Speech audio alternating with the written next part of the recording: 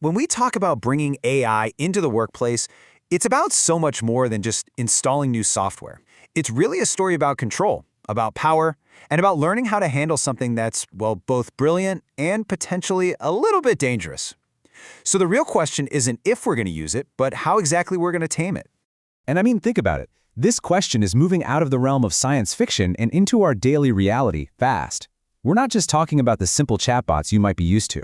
No, we're talking about a totally new kind of AI, one that's woven right into your workflow, working side by side with you on your most critical tasks.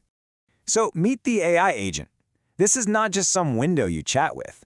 A better way to think of it is as a dedicated coworker that's designed to handle all those complex, multi-step jobs involving your documents. And it does it all right there on your own machine. But you know how it goes, with great power comes some pretty important questions. So first up, let's talk about the big promise. I mean, why would any company even think about doing this? Well, the answer, as you can probably guess, is the chance for a massive, massive leap in productivity. And we're talking about some very specific abilities here. Think about automating all that tedious, repetitive work you do in Word, Excel, and PowerPoint. Just imagine batch processing dozens of reports at once, saving countless hours of manual work. You can even build these custom skills and plugins so the AI learns to follow your company's unique rules. It is a total game changer for efficiency. But, and this is a big but, here's where the story gets a little tense. For every incredible promise, there's a potential risk. Every large company has these non-negotiable boundaries, these red lines that absolutely cannot be crossed. And with AI, there are some really big ones. Okay, this is it. This is the first and, honestly, the biggest fear for just about every organization out there. If we let an AI work with our sensitive internal files or our customer data, is that information going to get absorbed into its brain? Is it going to be used to train the next version of the model and, worst of all, maybe get exposed to the public? So, the crucial step is to draw a very clear line in the sand. The red line is simple: absolutely no use of your data for model training. And the safeguard has to be a legally binding one. We're talking about a formal data processing agreement, a DPA, that contractually guarantees your data stays your data. Period. End of story. All right, the next major red line is security. I mean, what if a hacker sends a malicious email that the AI happens to open? Could they hijack the agent with some kind of tricky hidden command? This is what people call a prompt injection, and then order it to, say, delete files or leak sensitive information? Now, the defense here isn't just crossing your fingers and hoping the AI is smart enough to avoid these tricks. No way. It's about building in layers of human control.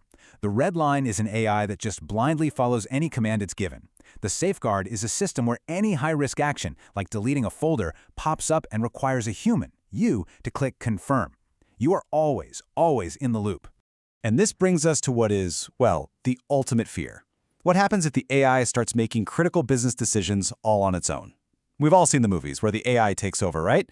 So can we really trust it not to go rogue? Well, the simple answer is you don't have to trust it like that. The red line here is using AI for fully automated core decisions. The safeguard is just a matter of policy and design. The AI is positioned as an assistive tool. Think of it as a co-pilot that helps you analyze and prepare, but the human pilot, that's you, always has the final say. Okay, so we've seen this incredible potential on one hand, and these very real risks on the other. Data privacy, security, rogue decisions. It really does feel like a minefield. So how do you get the power of AI without getting burned? The solution is an idea that's both really simple and incredibly powerful. You don't let the beast roam free. You put it in a sandbox. And this image, this really captures the entire philosophy. You see the AI, powerful and complex, but it's safely contained. The goal isn't to pretend that there's zero risk, because that's just impossible. The goal is to make the risk governable. This all leads to this core concept called governable AI. It's basically a framework that isn't built on trying to eliminate risk, but on managing it. And it does that by making risks, first, visible, so you can actually see them. Second, controllable, so you can steer them. And third, limitable, so you can contain any potential damage. So how does that work? Well, this framework really rests on three key pillars. First, there's sandbox isolation. That means the AI runs in its own secure virtual machine. It's like a computer inside your computer, totally separate from your main system. This is what makes risk visible. Second, that no data training promise we talked about, That's what makes the privacy risk controllable.